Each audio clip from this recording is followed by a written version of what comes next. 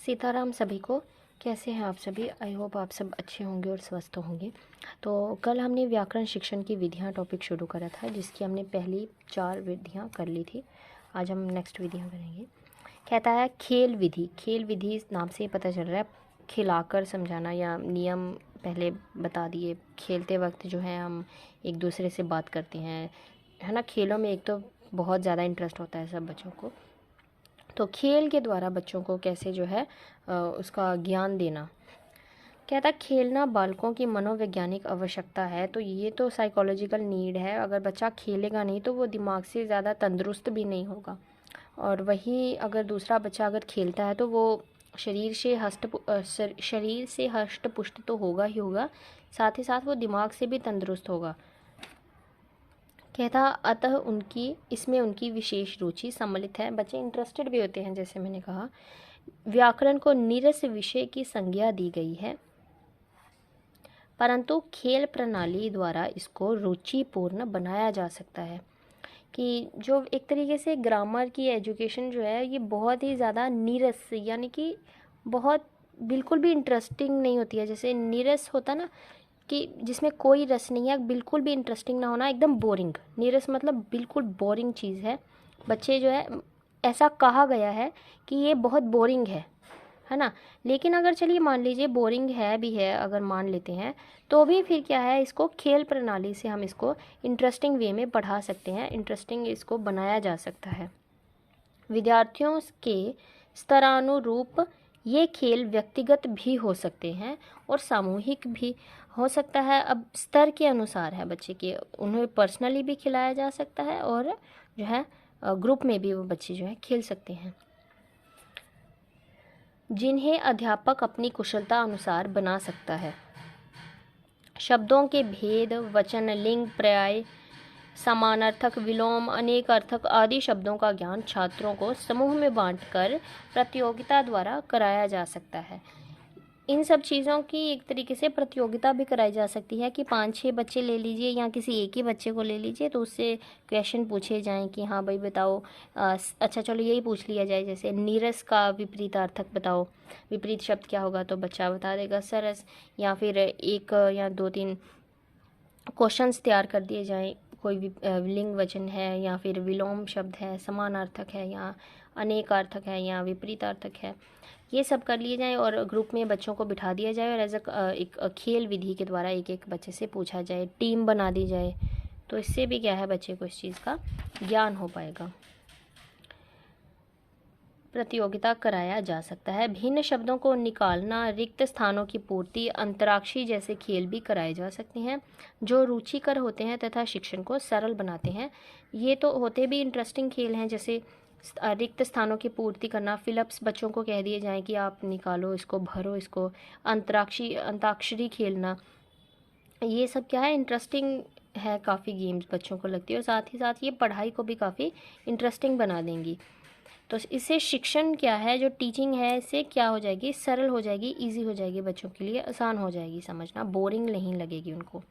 खेल पद्धति अपनाने से पूर्व अध्यापक को खेल निर्देश देना पड़ता है तथा उसका ब्यौरा रखना पड़ता है। अब उसके जो नियम है वो भी बताने पड़ेंगे, रूल्स भी बताने पड़ेंगे और उसका रिजल्ट भी रखना पड़ेगा टीचर को।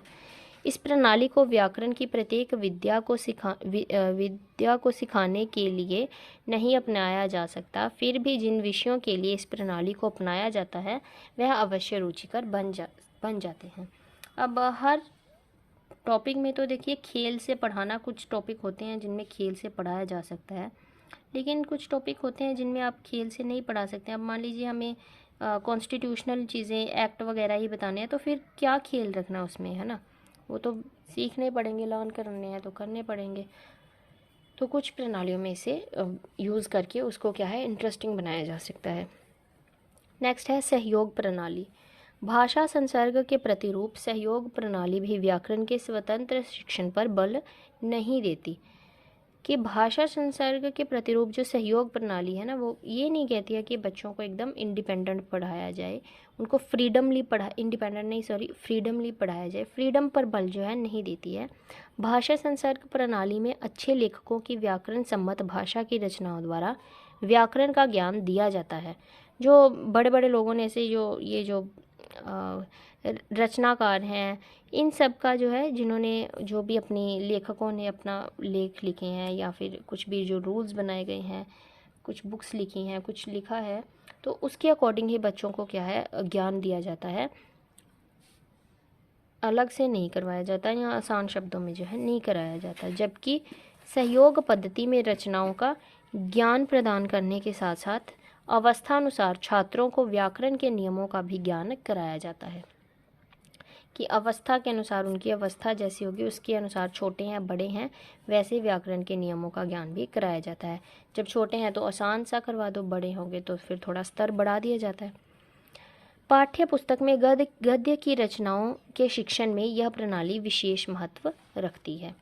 7th है प्रयोग प्रणाली या फिर विश्लेषण प्रणाली। कहता प्रयोग प्रणाली में आगमन निगमन दोनों विधियों का एक साथ प्रयोग किया जाता है।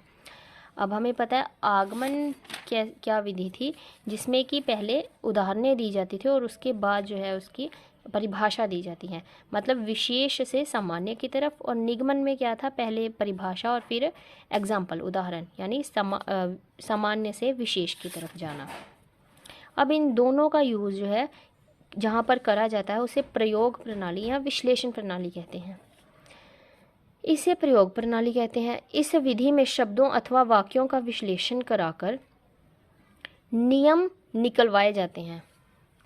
इसमें मान लीजिए शब्द दे दिए, वाक्य दे दिए या एग्जाम्पल कुछ दे दिया जो भी था, और उसके बाद जो है उसके नियम निकलवाए जाते हैं। इस विधि को विश्लेषण विधि भी कहते हैं।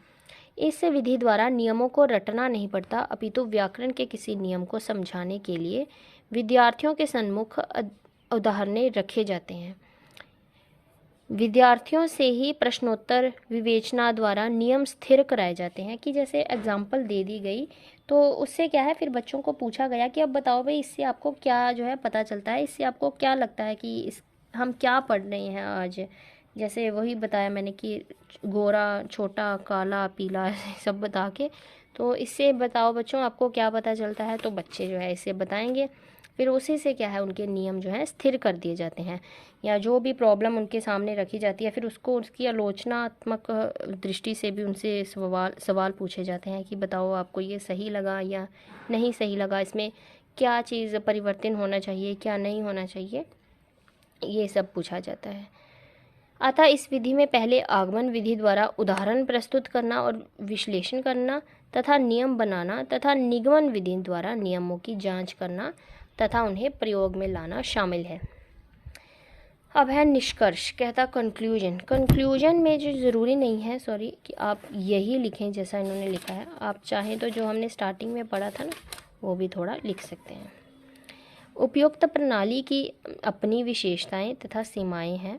ये जो प्रणालियां हमने पढ़ी इनकी अपनी अपनी एडवांटेजेस हैं, डिसएडवांटेजेस कह लें या विशेषताएं कह लें, कुछ बॉर्डर्स भी, कुछ मर्यादाएं हैं, बॉर्डर्स हैं इनके, कुछ सीमाएं हैं।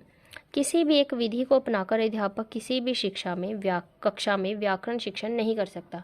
अब वो सिर्फ एक ही विधि कोई लेकर, या पाठ्य पुस्तक ले ले वो भी गलत है, खेल प्रणाली ले ले वो भी गलत है, आगमन निगमन कोई एक विधि इनमें से लेकर चली जाए तो वो भी गलत है।